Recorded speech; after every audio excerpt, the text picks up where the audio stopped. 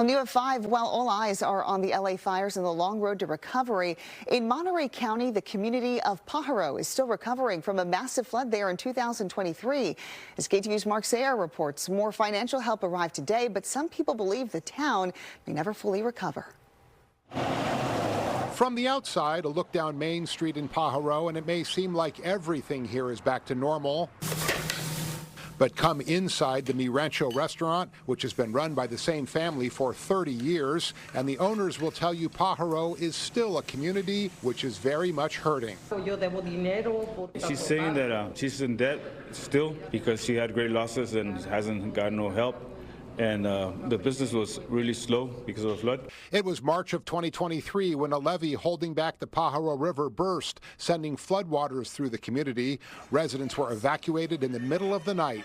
Now, nearly 2 years later, help is still arriving. On Thursday, the U.S. Department of Agriculture gave Monterey County $4 million to help rebuild the community's sewage system, which was badly damaged in the floods. This isn't really just about fixing pipes.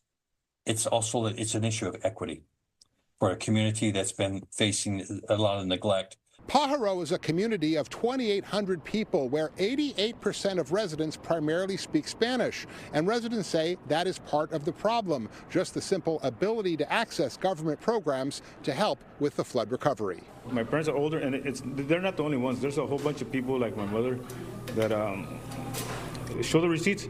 So they just get frustrated. The Army Corps of Engineers is rebuilding and reinforcing all of the levees around Pajaro, and relief centers helped residents get help in the months after the floods. But for some, there is still a feeling of neglect. We don't see palm trees or the sidewalks being cleaned or houses being painted. It's just this, it probably seems to me like it's abandoned. Monterey County was given $20 million by the state for direct disaster relief, and some of that money will still flow into Pajaro in 2025 in both infrastructure improvements and also more direct financial aid.